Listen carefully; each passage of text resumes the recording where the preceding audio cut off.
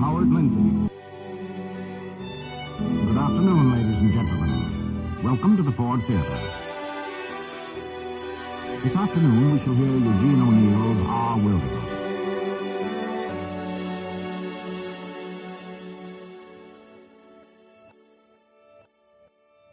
Hello everyone, and welcome to Drama and Theater, brought to you by Dwayne Old Time Radio. Before we get to today's drama, if you enjoy what I'm doing, let me ask you to subscribe to my channel. Subscribing is 100% free, and you will receive notifications on new posts.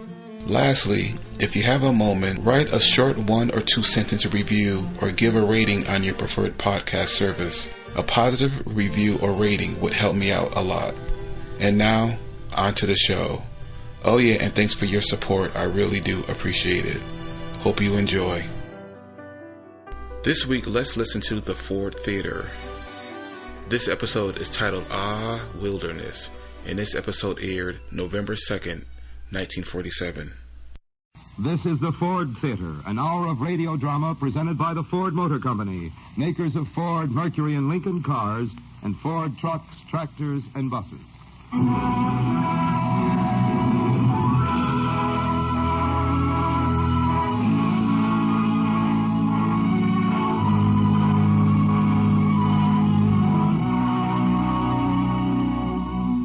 May we introduce, as spokesman for the management of the Ford Theater, the distinguished playwright, actor, and producer, co-author of Life with Father and State of the Union, Mr. Howard Lindsay. Good afternoon, ladies and gentlemen. Welcome to the Ford Theater. Your customary seats, the best in the house, of course, are yours again today. This afternoon, we shall hear Eugene O'Neill's Our Wilderness, a gentle comedy set in America's Age of Innocence, the incredibly remote years before the First World War, when most of us were young and some of us were gay. The year of the play, to be exact, is 1906, when Teddy Roosevelt was in the White House, when automobiles were horseless carriages, and the Gibson Girl was the final word in glamour and grace. Where your radio cabinet now stands, it's possible to imagine a brass-rimmed family gramophone playing those cylinder-shaped Edison records. These, then, are the good old days, and this is the Ford Theater version of Our Wilderness.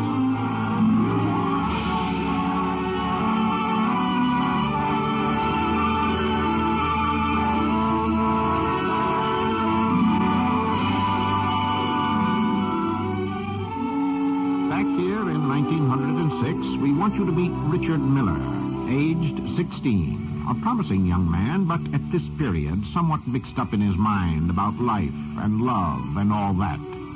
Richard lives in a small New England town, which might very well be a small town anywhere. We meet Richard on an auspicious occasion. It's the glorious morning of the glorious 4th of July, 1906, and the hour is just past sunrise. Everyone of sense is still in bed, naturally. You see, don't you, Muriel, that this is a very grave moment? It's a very grave moment in our lives. Oh, yes, Dick. Matter of fact, you could almost call it an awful moment. Awful? Richard Miller, that's why I sneak out of the house at the crack of dawn just to meet you here on the beach so we I'm using awful in the Elizabethan sense, Muriel. As Shelley would have used it, meaning full of awe. Oh, I hope my father isn't up yet. If he finds out I sneaked out to the beach before breakfast... Your father is insignificant, Muriel. In the scheme of things. Oh, excuse me. You do agree, don't you, Muriel, that it's important for two people who are going to be married when one gets out of Yale to see the sunrise together? Oh, of course I do, Dick. Only what? Well, couldn't we find a nice flat rock to sit on? Do we have to sit on such a pointy one? It's more significant to see the sunrise from a wild shoal. Oh, I see. What are you thinking of right now, Muriel? Oh, I was wondering what my mother was going to make for breakfast. I didn't have time to eat before I met you. Breakfast? At this highly historic moment in our lives, don't you care anything at all about life, Muriel? You know I do, Richard. Only I'm hungry. Oh. And if my father finds out I sneaked out to meet you... The brave man has to give his life away. Give it like a royal heart. let the price be nothing. What's that, Dick? Another poem? That's from Carlyle's French Revolution. You're terribly wild and free, aren't you, Dick? Oh, not so much. Well, I guess we better start for home before your folks begin worrying about you. What about your folks? My folks? My folks are too sophisticated to worry about practically a college man.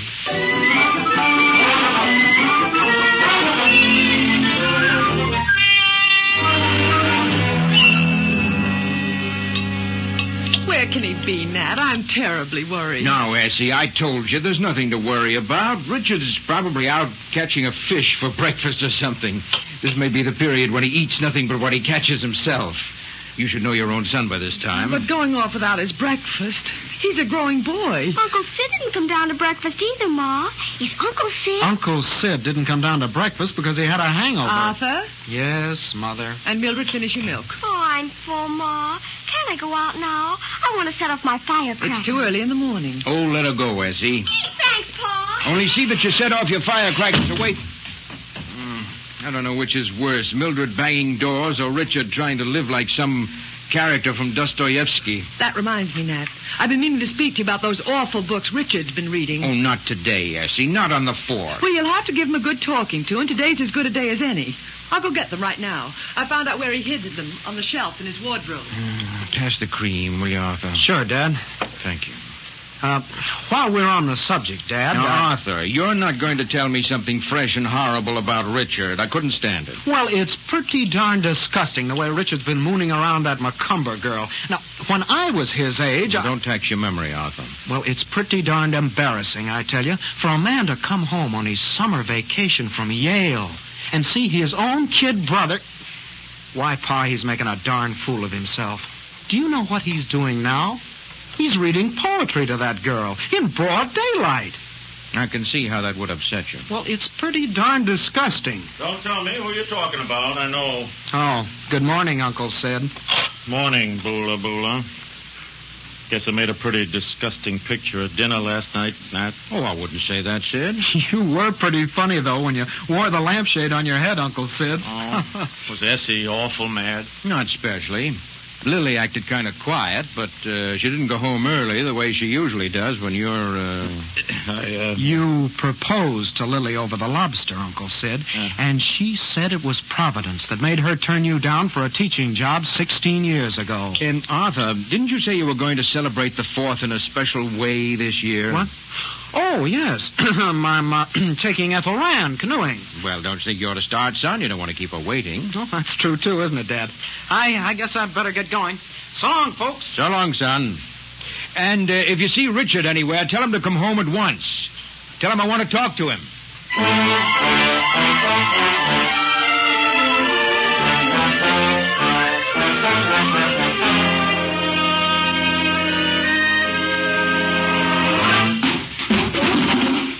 What the devil is that?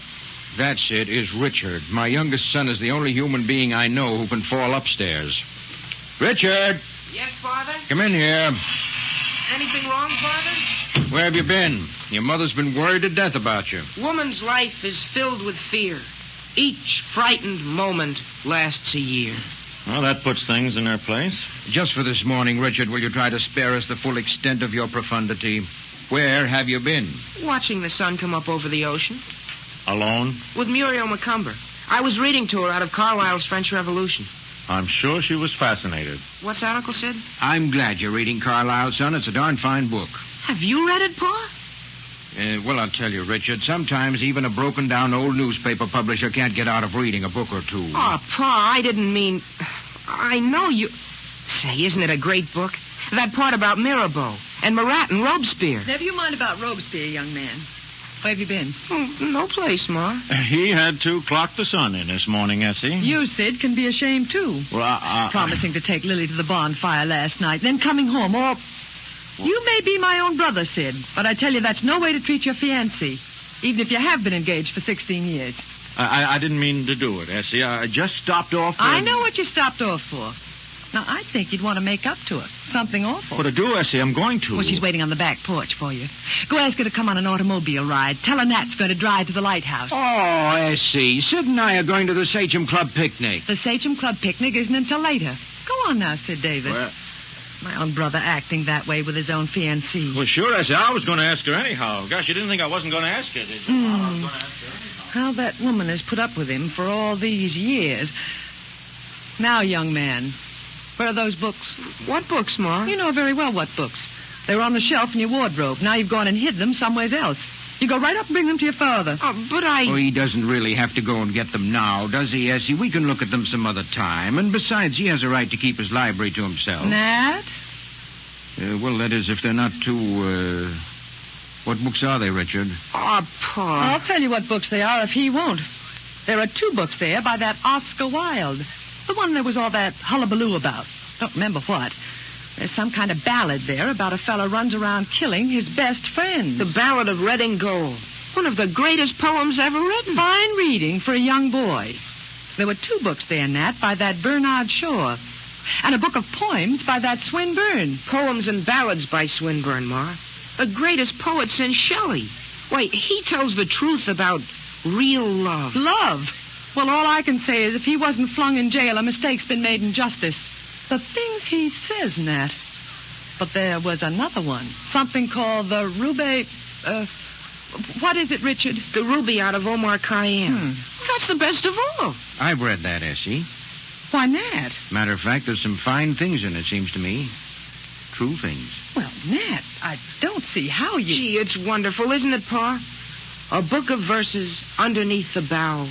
A jug of wine, a loaf of bread, and thou beside me singing in the wilderness. Did you have your breakfast, Richard? Oh, Ma, for Pete's sake, is that all you can think about? Food? When a man's concerned with matters of the soul, Essie... All I asked was if he had his breakfast. Who cares about food? Well, I had a slice of ham, a couple of eggs, a bowl of cornflakes, a banana, and a sardine sandwich, but who cares about food? Food means nothing to me. Nothing at all.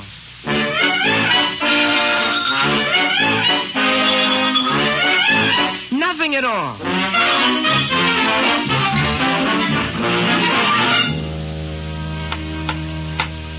You want the wrench, Pa? Not yet, Dick. I've got to raise the auto first. Give me the jack handle, will you? Oh, here you are, Pa. You almost ready, Nat? Essie wants to know. What'd she say? It's Lily. She wants to know if you're almost ready, Ma's asking. Any minute, tell her. Any minute, Lily. How many miles is it to the lighthouse, Pa, about? About 20 each way. I'll take the wrench now. Here, Pa. Boy, you sure have to be careful on a long trip like that. You sure don't want any tires blowing out, do you, Pa? Oh, Mildred and her firecrackers. Richard, you run tell her to take 'em out back. All right, Pa. Tell her to... Say, who's that coming up the walk? It's Mr. McCumber, Pa. Well, now, what do you suppose he'd want at this time of day? It's to complain about something, that I know, but what? I'd better go tell Mildred, Pa. Well, Dave McCumber, what good wind blows you around this glorious Fourth? I regret to say, Nat, that it's something disagreeable. Disgraceful would be nearer the truth, and it concerns your son, Richard. Oh, come now, Dave. I'm sure Richard hasn't... He has, and I have proof of everything in his own handwriting.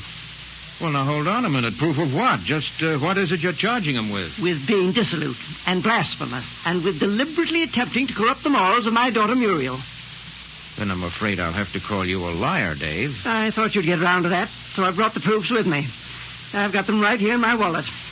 My wife found them in Muriel's handkerchief drawer. You'll see they're all in his handwriting. Well, what's in his handwriting? What are you talking about? Muriel's confessed to me that he wrote them. You read them and then say I'm a liar. Here, read it. What the devil? Evidently, you've been too busy to take the right care of Richard's upbringing, or what he's allowed to read. Look there. My life is bitter with thy love. Thine eyes blind me, thy tresses burn me, thy sharp sighs divide my flesh and spirit. Why, you darn old fool. What, you... Can't you see that Richard's only trying to show what a young hellion he is? Why, at heart, Richard is just as innocent and as big a kid as your Muriel. This stuff doesn't mean anything to me. And if you believe it could corrupt Muriel, then you must believe she's easily corrupted. Now you're insulting my daughter. I'm not insulting her. I'm giving her credit for ordinary good sense. I knew you'd prove obstinate, Nat. But I never dreamed you'd have the impudence to claim that your son was innocent of all wrongdoing after reading those papers. No, well, just what did you dream I'd do? Take and give that boy a hiding he'd remember to the last day of his life. I've had enough of this, Dave. Now, you needn't lose your temper. I'm only demanding you do your duty by yours as I've done by mine. I'm punishing Muriel, and yet she's blameless compared to that... I said I've had enough, Dave. You needn't lay hands on me. I'm going. But don't think you're not going to regret this.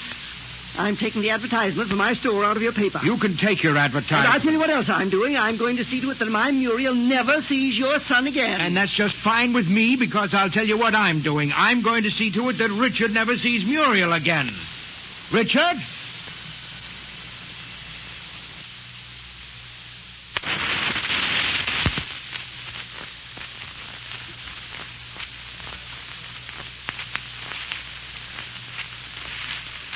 Richard!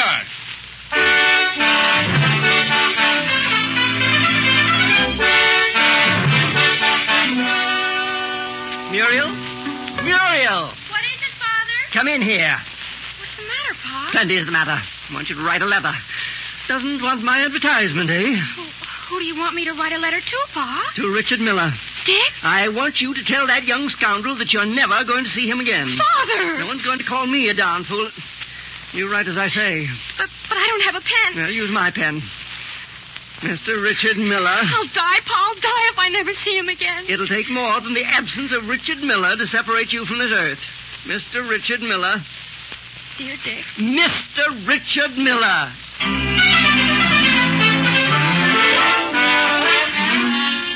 Mr. Richard Miller. Here I am, Pa. I thought I told you, young man, to come back as soon as Macomber left. Didn't you hear me call? Where have you been hiding? I wasn't hiding, Pa. I was... Well, Mildred was making such a racket with the firecrackers, I just didn't hear you, Pa. It wouldn't be that you heard what Mr. Macomber and I were talking about, would it? Well, I see you did. Now, Richard, I'm going to ask you a question, and I want a straight answer. Yes, sir. And I warn you beforehand, Richard, that if the answer is yes, I'm going to punish you, and punish you hard, because you'll have done something no boy of mine ought to do. But I don't believe, even to save yourself punishment, you'd lie to me. I won't lie, Pa. Now, Richard, have you been... Dave Macomber said... Richard, have you been behaving toward Muriel in a way that you shouldn't? What do you mean, Pa? No. Well, what do you think I am, Pa? I never would. Why, I love her. I'm going to marry her after I get out of college. She said she would. We're engaged. All right. That's all I wanted to know. I don't see how you could think... Did that old idiot Macomber say that about me? Shouldn't call your future father-in-law names, Dick. It ain't respectful.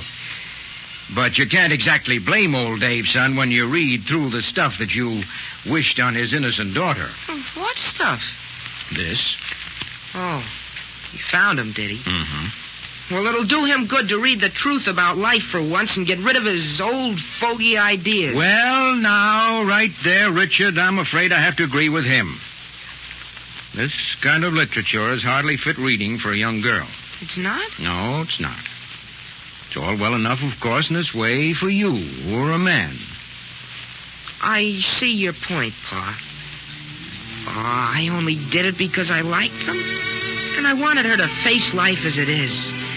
She's so darn afraid of life, Pa. Afraid of this, afraid of that. Like, she's even afraid to let me kiss her. Yes. I thought maybe reading those things... Well, they're giving her courage, Pa. They're giving her the spunk to lead her own life. After all, Pa, anybody who's going to marry me, they need courage, don't they? I'm afraid they do, Richard. I'm very much afraid they do.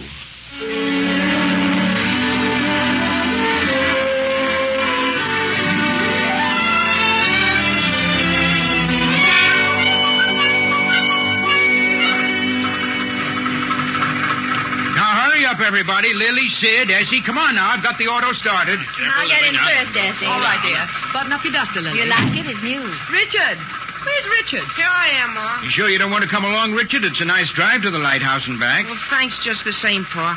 Driving to the lighthouse on the 4th of July may be a source of great excitement to the women. But personally, I think the whole business is very naive. Is that so? Yes, sir. Personally, I think that driving somewhere... Richard! We're right here, Mildred. What are you bellowing about? Yes, what are you bellowing about? Shut up, Dick. Here's a letter for you. For me? What, mail on the 4th of July? A little boy brought it. Says it's from old man McCumber. Oh, what would Mr. McCumber be writing to me for? Why don't you open it and see? Oh, you mind your business. Richard, maybe you better be prepared for a bit of a blow. Oh, a blow? If the letter says what I think it does. But never mind, son. There are a lot of other fish in the sea. Coming along, Mildred? Richard Miller. I never wish to speak to you again. I would prefer that you responded to me to reach me very truly yours, Muriel McCumber. The little coward. I hate her. I hate her. She can't treat me like that. I'll show her. Oh, gosh, I think my stomach's sick. Oh, darn Mildred and her darn firecrackers. You can't get any peace around here with that darn kid around. Darn the 4th of July anyway. I wish we still belonged to England.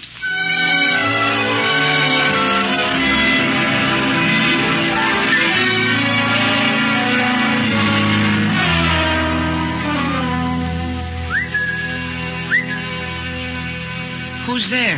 Hey, Art. That you on the porch, Arthur? It's me, Dick. Oh, hi, Win. Hi. How does it feel being home after a year at Yale? You know, Arthur was telling me about you and him having one heck of a... Shh, keep it quiet, kid. Well, there's nobody can hear us. The whole family's gone off in my dad's automobile. Where's your brother? Arthur? Oh, he's out with Ethel Rand. Won't be home till about 10 at least. Oh, fine. Just dandy. What's the matter, Win? Can I help? Well, can you keep your face shut? Oh, sure I can, Win. Well, listen, I ran into a couple of girls Art and I met in New Haven. Oh, what are they doing here? Oh, they're visiting or something. Anyway, I dated them up for tonight. Both of them? Well, I thought I could catch Art. Now I'll have to pass them up. I'm nearly broke, and I can't afford to blow them both to drinks. Well, I've got $11 saved up, Wint. I could loan you some. Say, you're a good sport. No, nix, kid. I don't want to borrow your money. Hey, have you got anything on for tonight? Whoa. No. Want to come along with me? No, I'm not trying to get you into anything, kid. All you have to do is just sit with Belle while I'm dancing with Edith. Hey, you won't have to do anything. Not even take a glass of beer unless you want to. Oh, what do you think I am? A rube? You mean you're game, kid, for anything that's doing? Sure I am. Ever been out with any girls? Oh, sure I have. Ever drink anything besides sodas? Sure, lots of times. Beer and slow gin fizz and Manhattans. Say, you know more than I thought. Can you fix it so you can be at the Pleasant Beach House tonight at 9:30? Sharp? Sure, that's easy. It's all set? All set. So long, kid. See you at the Pleasant Beach House. 9:30. Sharp. So long, Wint. I'll show her. I'll show her she can't treat me the way she's done. I'll show them all.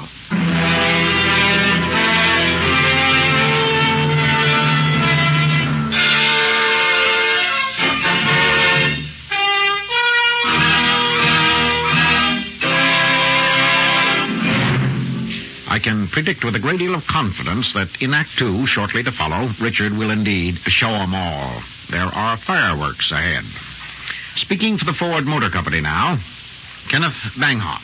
If you set out to visit every community in the United States, you'd be traveling for a long time, and you'd see a great many unfamiliar things. But in almost every community, you would see at least one familiar thing, the sign of a Ford or Lincoln Mercury dealer. And it wouldn't surprise you at all, because there's been a Ford dealer in nearly every part of America for at least 35 years now. You expect to see one wherever you go. But have you ever stopped to think of what it takes to be a Ford or Lincoln Mercury dealer? Probably not, although there are very definite requirements, and they're important to you. Before a man can obtain a Ford or a Lincoln Mercury dealership, he has to meet a number of requirements. He has to show the Ford Motor Company that he's a responsible citizen, well regarded in his community. He has to demonstrate that he's able and intelligent, capable of managing a sound business. He must have a spirit of responsibility to his customers and his community. And he has to be able to gather together a considerable amount of money for buildings, tools, equipment, parts, and employees' wages. The average investment today in Ford and Lincoln Mercury dealerships all over the country is many thousands of dollars. These requirements have to be met not only to obtain a dealership, but also to keep it. A dealer must continue to run his business with completely adequate facilities, efficient management, sound finances, and proper spirit. These things mean better service for you. They mean that wherever you go, you'll find a dealer qualified and equipped to serve you right. And they mean he'll be anxious to serve you. The more than 7,000 independent businessmen who are your Ford and Lincoln Mercury dealers know that their success depends on pleasing you. Their investment, their future, their jobs and their employees' jobs, their whole business depends on making you a satisfied customer. And they know that very well. It's just common sense. Good service is good business. That's why you'll get good service when you go to your Ford or Lincoln Mercury dealer.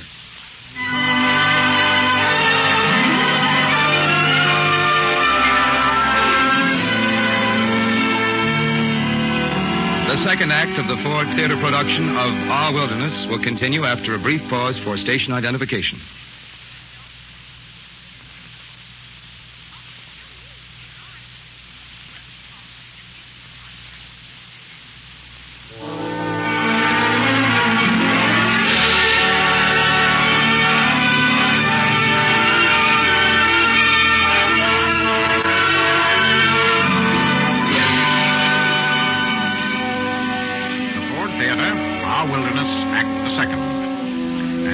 In the year 1906. It's 11 hours later, 11 hours since Muriel's letter reached Richard, informing him that all is o'er between them. We find Richard now in the back room of a small and clearly disreputable hotel. The dingy room is lighted by two fly-specked globes in two fly-specked wall brackets set into the hideous saffron-colored fly-specked wallpaper. Here, beside the door marked Family Entrance, blares a nickel-in-the-slot player piano. And here, sitting beside a beer-stained table, is Richard, forgetting it all with a lady known as Belle. Aren't we having a nice time, Richard? Aren't we having a wonderful time? Sure, Belle. Oh, come on. Say it like you mean it. Now, you say, I'm having a wonderful time, Belle. I'm having a wonderful time, Belle. Well, then drink up your beer, why don't you? It's getting flat. Oh, I let it get that way on purpose. I like it better when it's flat. You're a scream kid, isn't he, George? Yeah. Bartenders are always called George. Yeah, he's a scream, all right. He's also a spender. My head's dizzy bringing you in drinks. Ah, don't let him kid you, Dick. You show him. Loosen up and buy another drink. What do you say? Huh? Oh, sure. Excuse me. I was thinking of something else. See what the lady will have, and have one on me yourself, George. That's talking. Didn't I say you were a sport? I'll take a cigar on you. What's yours, kiddo? The same? Yeah, make it a real one, will you? I'll try, seeing it's you. What's yours? Another beer? A small one, please. I'm not thirsty. Say, honest, kid, are things that slow around here? Filling up on beer will only make you sleepy. Come on, have a man's drink. All right. I was going to anyway. Bring me a slow gin fizz. And make it good. You know what I mean? Something that'll warm him up, huh? Sure, I get you. Hey, anybody around? How about some service out here? Yeah, coming. You know something? You're a very sweet kid. You're a very sweet kid. I think I could like you a lot. Say, where did Wint go with your girlfriend? Out on the porch, holding hands. Oh. Why don't you hold my hand, Dickie boy? Don't you like me? Well, sure I like you. Only... Only what? Well, it's only that I've got a weight on my mind. You have? Well, here, have a cigarette. That'll take it off. You smoke, don't you? What? Oh, sure I do. Yeah, I've been smoking for years. Only at the moment, I don't happen to care for the weed. Well, suit yourself. This is more like it. Say, you know you oughtn't to inhale like that. Smoking's awful bad for girls. Gee, kid, you're a scream. You'll grow up to be a minister yet. Look, Richard. Yes, Belle? Why do you want to be so unfriendly for? I'm not unfriendly. Why don't you put your arms around me then? Oh, no, not that dead way. Hold me tight. I think you just don't like me. I do, too, like you. Then why don't you kiss me? You call that kissing? Here. What's the matter, honey boy? Haven't you ever been kissed like that before? Sure. Lots of times. Only I've sworn off. Sworn off kissing? I took an oath I'd be faithful. I've heard everything now. Ready for the drinks, Belle? Oh. Fixed them up the way you said. Man, how I'm ready. Oh, come on, kid. At least show me you know how to drink. Bottoms up. All right. That's the way. Bottoms up.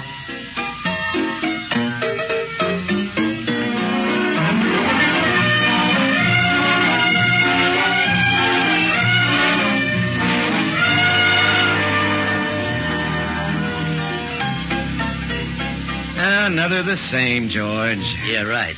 Nothing else to do. May as well drink. Hey, doesn't anybody live in this town? What do you do here? Pull in the streets at 9? Pull in the streets and roll up the sidewalks.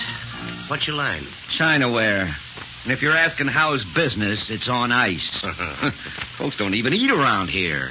There's something in the back room that might interest you. What's that? Swell little number. Take a tip. I think she's about ready for reinforcement. Well, she's got company, don't she? Ah, dumb kid. I think she'd welcome a change. Well, maybe I ought to look into this. Give us another shot, will you? Yeah, sure. And then tell Goldilocks to get ready for the great big bear.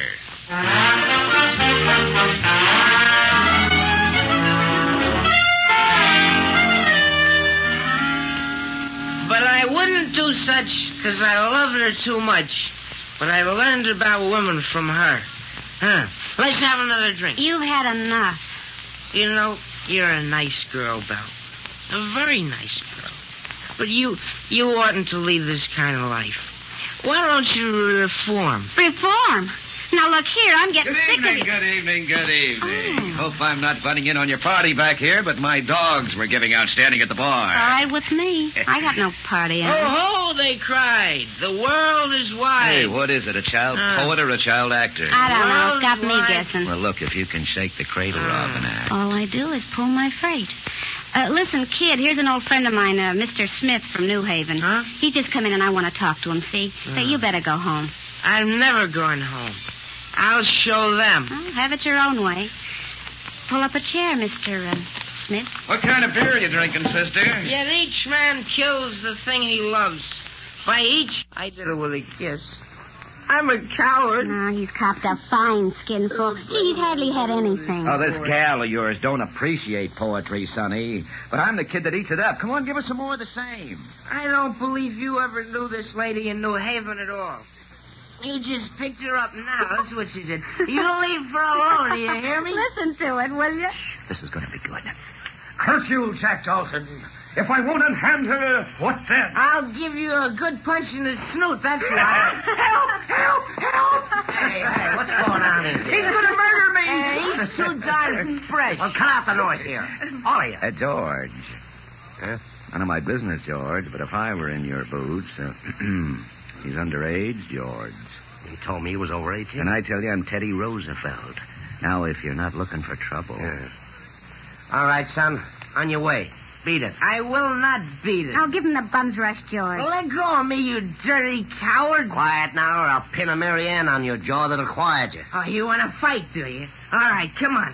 Come on, I'm game. Come on, fight. He's breaking up the furniture. Yeah, that's what I'll do to you, Why, too. you want to get tough, do you? All Come right. on and fight. I'll fight any man in this room. Come on and fight.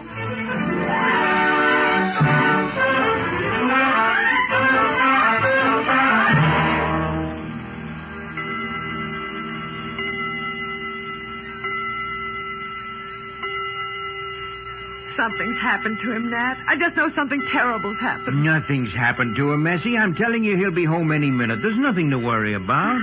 What time is it now, Nat? It's, 11 o'clock. Well, 11 o'clock's not so late, S.C. Not on the 4th of July. Richard come home yet? Not yet, Sid. I was just trying to tell her, Sid, nobody but a bunch of old fogies would be home before 11 on the 4th of If you July. don't stop talking 4th of July. There he is now. You see, I told Jazzy there wasn't a thing to worry about. Greetings, all. The prodigal son is back. Oh, it's you, Arthur. Oh, we thought it was Richard. Isn't he home? Say, he oughtn't to be allowed out this late at his age. When I was his age... We know all about that, Arthur. He's right. He's right. You don't know what might have happened to him. You read in the papers every day about boys getting run over by automobiles. Why don't you do something? Why don't you go out and find him? Well, I was going to go out and look anyway if he wasn't back by 12 sharp, but if it'll ease your mind... Now, that's him. I know that's him. It falls like him. Richard? Oh, thank heaven. Well, darn him. I'll give him the devil for worrying us like this. Richard! Hello, folks. Hello, everybody. Richard. Oh, my goodness, what's happened to him, Nat? He's gone crazy. Crazy nothing. He's soused. Drink, for you know not whence you come nor why. Drink. Richard, how dare Don't you strike him, Nat. Steady now, Nat. The boy don't know what he's doing. And then at 10 o'clock, Eiler Loveberg will come with vine leaves in his hair. Richard, you're intoxicated. You bad, wicked boy, you. He's a mess. Oh, me? Why,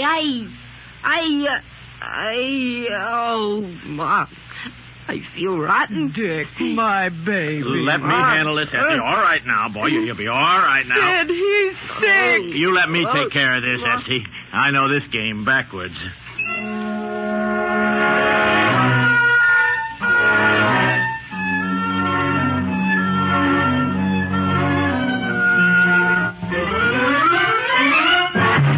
Essie, I ought to be back at the office. Now, if he doesn't come down in a few minutes... Now, you're not going back without seeing him, Nat Miller. Well, of course I'm not. Good heavens, what do you think I came all the way home from the office for in the middle of the day? To give him a piece of your mind. You are the symbol of the morning after, Nat. Thanks, Sid, for the kind words. Now, Essie, I'm perfectly willing to talk to Richard, but I can't if he isn't here. Now, where is he? Well, he's still in bed. Still in bed? I made him stay in bed to punish him. I thought he ought to anyway after being so sick. He'll be all right, Essie. I remember when I was his age, If I was in your shoes, Sid, I'd keep still. His own uncle, no wonder. Richard must be feeling better, though, Nat. He ate all the dinner I took up. I thought you weren't going to give him any dinner to punish him. Well, in his weakened condition, I thought it best. But I've given him pieces of my mind he won't forget. I've kept reminding him his real punishment was still to come, and that he'd learn you can be terrible stern when you want to. Yes. Shall I go now and tell him to get dressed? You want to see him? Well, yes, I can't waste all day here. Now, you keep your temper, Nat. Remember. Hey, Sid. This is serious, Sid. Huh? What? This is a lot more serious than Essie has any idea. What do you mean, Nat? What do you mean, more serious? There, was a girl mixed up with Richard Spree last night. How do you know? There was a man up at the Pleasant Beach house there, same time Richard was there, salesman. Richard was at the Pleasant Beach house? Yes, that's where he was, Sid, and this salesman knows a man who knows one of the men at the plant, and he told him. Well, this is serious, Nat, with a boy like Dick, especially. Oh, darn it. I've got to have a straight talk with him about women and such. I ought to have a long time ago. Yes, you ought, Nat. Well, I tried to, Sid, a couple of times, but heck, I always sort of get, I can't ever seem to get started right. Well, here comes the bad man, I guess. Well, now's the time to talk, Nat, and you better tell him, you know, what's what. Guess I better. I'm sorry, Nat, but he was sound asleep, and I didn't have the heart to wake him. Well, Now, don't you lose your temper, Nat Miller. You know as well as I do he needs all the sleep he can get after last night. Do you want him to be taken down sick? Well, I'll be eternally... You certainly take the cake, Essie. Bring a man all the way home on a busy day. I'm going back to the office where things make sense. But I'm coming home to supper, Essie Miller. And when I do, I want that boy downstairs and waiting. And what I'll have to tell him will blister the horns off the devil himself.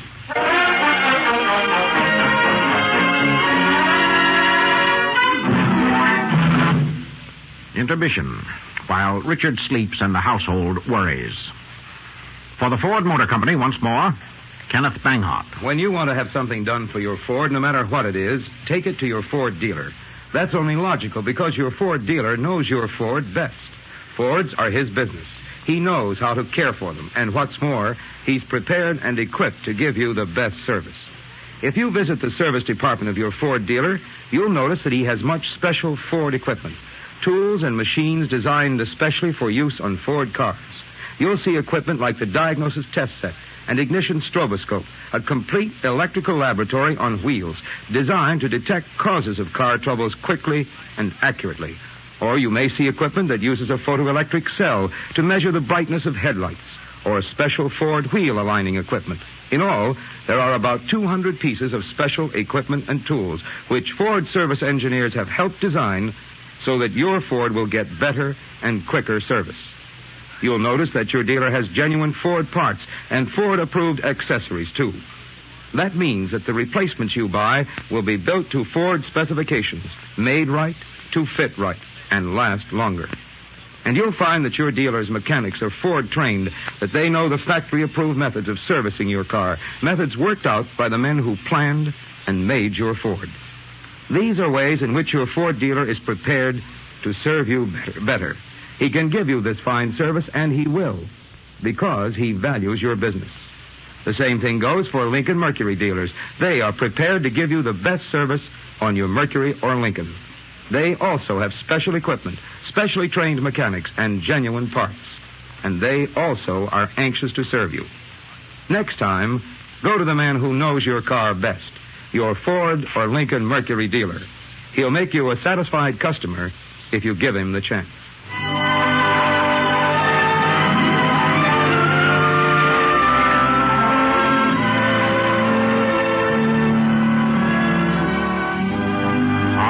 Version of Our Wilderness has been constructed with loving care by Sylvia Cyril, one of a group of veteran radio writers working with the management of the Ford Theater to bring to the air all types of dramatic entertainment.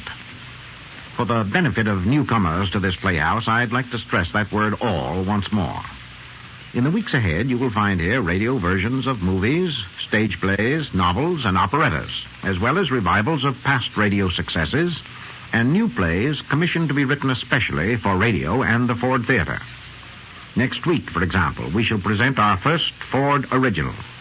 Critics of radio have complained that the broadcast medium has produced few dramatic writers of important stature during its 25 years of existence.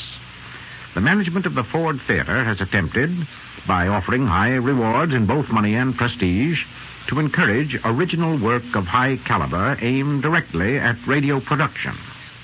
The first result is next week's play, The Power and the Glory, by Hector Chevigny.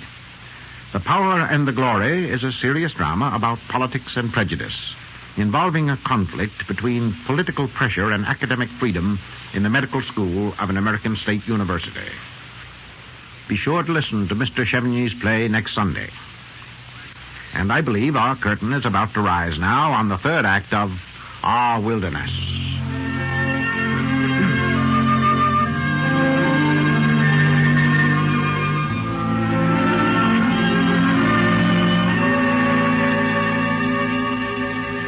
The morning after 16-year-old Richard Miller tried to forget his broken heart at the Pleasant Beach house has dropped into a hot July afternoon. But the culprit has not yet made his appearance. Now it is 3 o'clock in the afternoon, and Richard's Uncle Sid and Uncle Sid's fiancée, Lily, are sitting on the porch of the Miller home. Pretty hot even on a porch here, isn't it, Lily? Want me to go get your fan? No. No, thanks, Sid. I don't have the heart to feel the weather today. Oh, now listen, Lily. You're not sitting here worrying I about... certainly am. A 16-year-old boy. Well, jump into your house if you're almost worse than Essie. You don't think Richard would turn into a... I don't know what I think anymore, Sid. What do you mean? Here comes Arthur. Hello, Lily. No, Hi, Arthur. Uncle Sid. Oh, Arthur. Whew, isn't it a scorcher? Say, I'll bet it's the hottest July 5th in the history of this town. Richard come down yet? No, not yet, Arthur. Good gosh, it's 3 o'clock. How long's he going to hide out? Guess he's waiting until the fireworks die down. Well, they won't, Uncle Sid. I guarantee that. Why, if I'd done what he did when I was his age, I doubt if I'd be in Yale today. The effect on Yale would be too horrible to contemplate. What's that, Uncle Sid? It's Richard. Well, the bad man himself. How's my fellow rum pot? Oh, let's not go into that, Uncle Sid. Hello, Lily. Hello. Boy, you sure were a mess last night. What's it to you? Nothing at all. accepted as the head of this family, after Dad, and as the man whose footsteps you're supposed to be following into Yale next year. Oh, Yale. What's so great about Yale? All you do is talk about Yale. You'll find out what's so great about Yale. Arthur, will you go next door and get me my fan, please? You'll find it somewhere on the buffet. All right. But I know Pa's going to have something to say about this when he gets home, and it won't be funny. You gave the family quite a turn last night, Dick.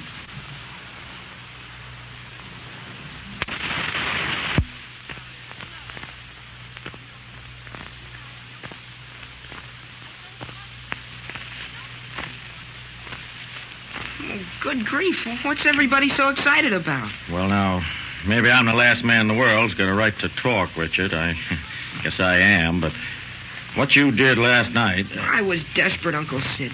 Even if she wasn't worth it. I was wounded to the heart. Yeah, well, I like to the quick better myself. It's more stylish. However, This is no laughing matter, Sid. Well, Lily, I didn't say it was a laughing matter. You've got to stop, Richard, before it's too late. Well, stop what? Even if you won't think of yourself, Richard, even if you won't think of the disgrace you'll be bringing on your innocent family, think of Muriel. Muriel? Oh, Lily. You'll break her heart, Richard, and you won't know it till it's too late. You don't know, Richard. You don't know the shame and agony of being in love with a drinking man. Lily. Day after day, you keep telling yourself you'll change. You'll be different now. But he's not, Richard. He never is. And all that happens is that you get older and older, and one day you wake up and you... She's got nothing. She's all alone, and her best friend is saying, poor old Muriel, still waiting at her age. Oh, where's Arthur with that fan? Oh, gosh, what's she talking about? Do you know, Uncle Sid? I think I can guess, Dick. Dick! Hey, Richard! Oh, here I am. For Pete's sake, what do you always have to be yelling for? What's everybody looking so gloomy about? Something happened? What'd you want Dick for, Mildred? I have another letter for him. I was passing by Muriel McCumber's house. Muriel? Let me have it. Well, don't grab. Honestly, he gets crazier and crazier every day. Uncle Sid. What's the matter, Dick? You're not going to be sick again, are you? She's going to see me, Uncle Sid. At 9 o'clock tonight. She's going to see me.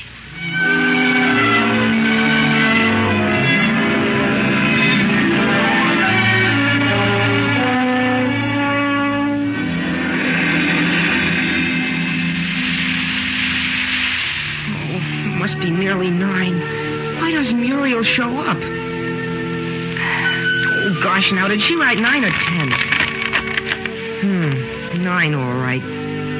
Oh, darn it, I wish she'd show up. I'll have to memorize a new poem for her. Recite it to her next time. Oh, there's 9 now. She couldn't get away. She was caught. Oh, gee, I sure hate to go home without having seen her. Oh, who ever heard of a woman being on time? I ought to know enough about life by this time to... There she is. Oh, gosh. And lo, my love. Mine own soul's heart. I mustn't let her know I'm so tickled. If women are too sure of you, they treat you like slaves. Hello, dear. Oh, hello. Is it 9 already? I bet you've forgotten I was even coming. Oh, no, I hadn't forgotten. But I got to thinking about life. Well, you might think of me for a change, Dick Miller, after all the risks I've run making this date and sneaking out. You didn't take the trouble to sneak any letter to me, I noticed. No, because after your first letter, I thought everything was dead and past between us. And I'll bet you didn't care one little bit. Oh, I was a fool ever to come here. I've got a good notion to go right home and never speak to you again. No, don't go, Muriel, please. I didn't mean anything like that. Honest, I didn't. Gee, if you knew how broken-hearted I was by that first letter. I don't believe you. I swear. Oh, gosh, Muriel, you're pretty tonight. Can't I... Won't you let me kiss you now, please? No, you mustn't. Oh, why can't I? Aren't you ever going to let me? I will. Sometime. When? Soon. Maybe. Tonight, will you? I'll see. Promise? I promise. Maybe. All right. You remember you promised. Oh, Dick, you have no idea what I went through to get here tonight. And you don't realize what I've been through for you. And what I did last night. What your letter made me do. What did my letter make you do? Never mind. Let the dead past bury its dead. Oh, you just have to tell me, Dick. Well, after your father left our place, I caught the deuce from Pa. Dick, you mustn't swear. Well, that's the only way I can describe my feelings. And on top of that, I got your letter. Oh, Pa made me write it, Dick. He stood right over me and told me each word to write. I thought your love for me was dead. So I said to myself, what difference does it make now what I do? I may as well forget her and lead the pace that kills. You know, I had $11 saved up, but I thought, she's dead to me now, and why shouldn't I throw it away? Oh. Well, I've still got almost 5 left, Muriel. But tell me what you did. Well, after it was dark, I sneaked out and went to a low dive I know about. Dick Miller, I don't believe you ever did. Oh, you asked them at the Pleasant Beach House if I didn't. They won't forget me in a hurry. Why, that's a terrible place. Well, I said it was a dive, didn't I? There wasn't anyone there but a Princeton senior I know. And he had 2 chorus girls from New York with him. And they were all drinking champagne. Dick Miller, I hope you didn't notice. Oh, I noticed one of the girls. The one that wasn't with him. She was looking at me. She had strange-looking eyes. And then she asked me if I wouldn't drink champagne with them and come and sit with her. She must have been a nice thing. Her name was Belle. She had golden hair, the kind that burns and stings you. And she kept smoking one cigarette after another. Oh, but that's nothing for a chorus girl. She was low and bad. And then what happened? Oh, we just kept drinking champagne.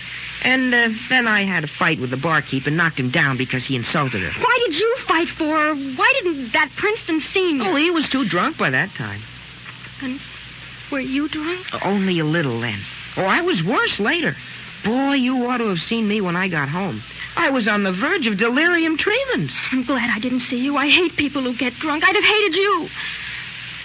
What happened with that Belle before you went home? Oh, we kept drinking champagne, and she kissed me. Oh, but it was only all in fun. And did you kiss her? No, I didn't. You did, too. You're lying, and you know it. And here I was wondering how I was ever going to see you again and crying my eyes out while you... Oh, I hate you. I wish you were dead. I never want to lay eyes on you again, and this time I mean it. Goodbye. Muriel. Forever. Muriel, wait. Listen. Oh, I'm ruined.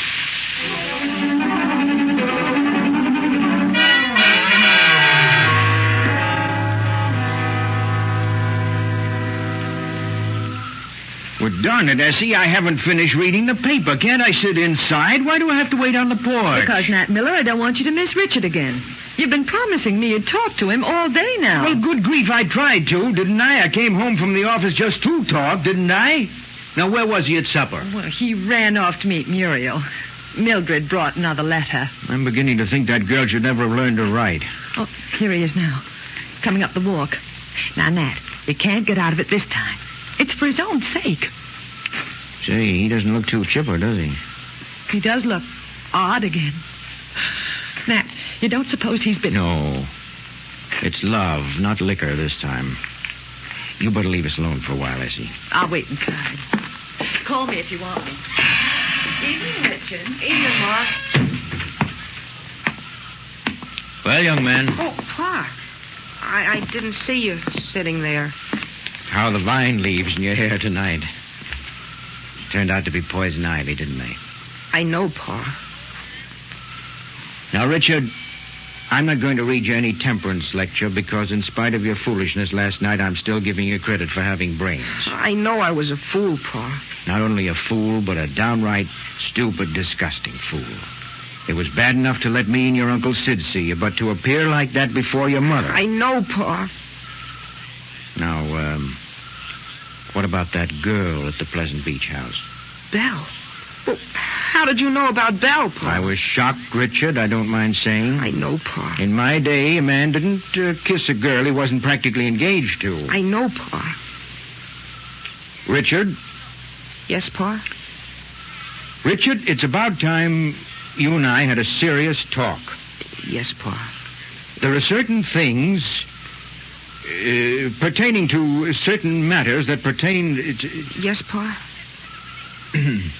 Well, now that the subject's come up of its own accord, it's a good time.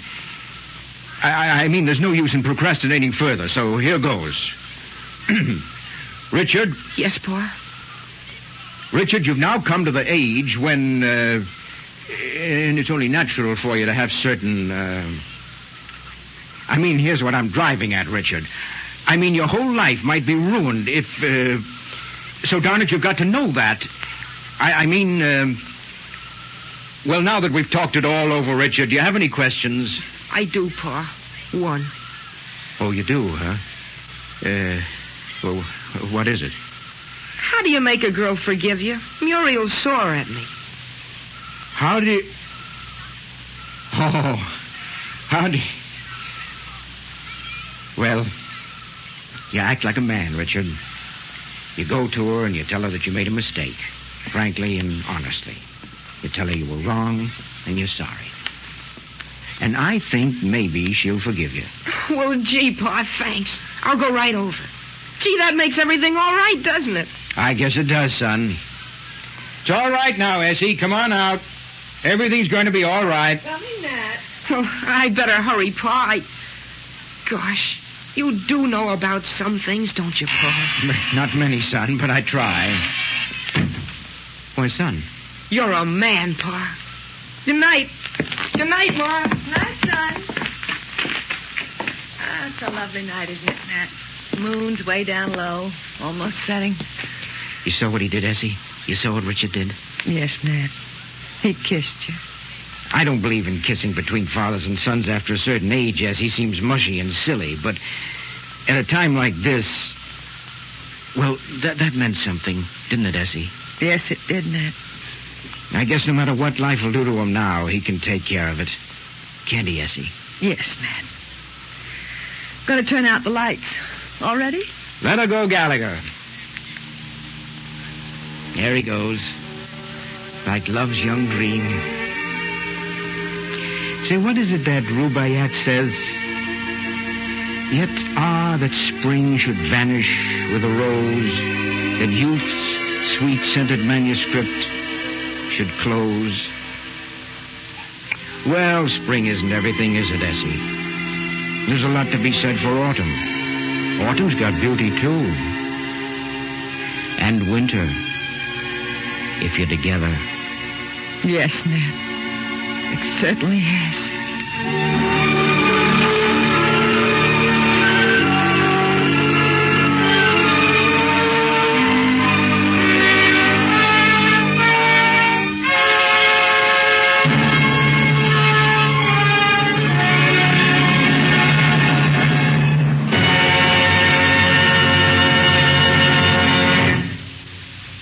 Next week, an event of considerable importance in the progress of broadcast drama. Hector Chevenier's Ford Theatre original, The Power and the Glory. Our Wilderness was adapted by Sylvia Cyril, edited by Howard Teichman, with continuity by George Faulkner. The musical score was written and conducted by Lynn Murray, and the entire production was under the direction of George Zachary. Richard Miller was played by Raymond Ives, Nat Miller by Eric Dressler, Mrs. Miller by Ann Seymour, and Muriel Macomber by Rosemary Rice.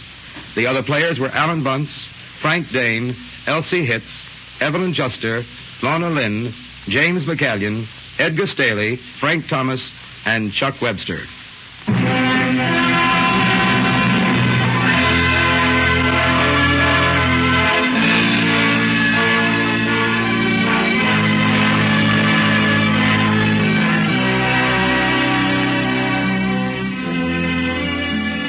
I hope you had a pleasant hour listening to the comedy of the good old days.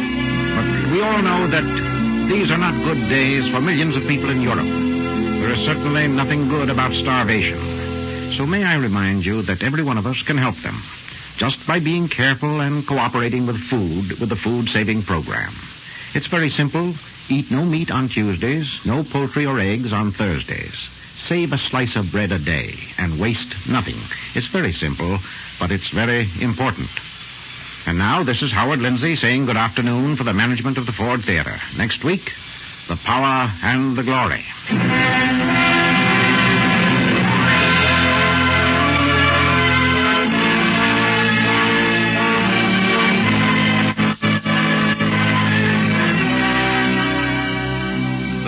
Theater is presented by the Ford Motor Company, makers of Ford, Mercury, and Lincoln cars, and Ford trucks, tractors, and buses.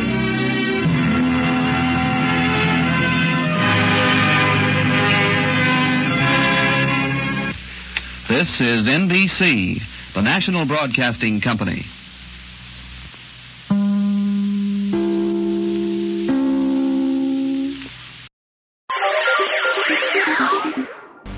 Thank you for listening, and I hope you enjoyed. As always, you can listen to my podcast on all podcast services. You can also go to my website, otr.duane.media, to listen to all of my podcasts. There is donation information.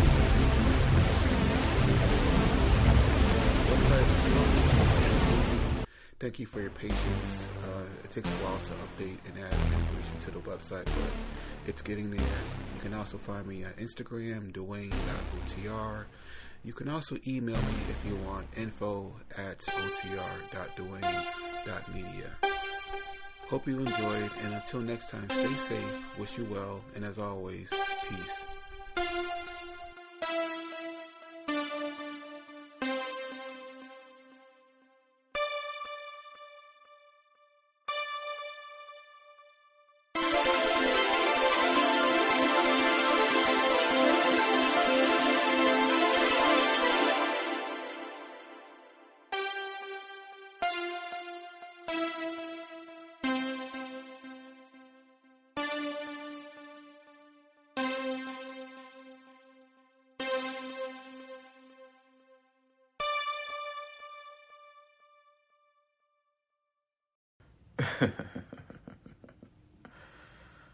Ha ha ha.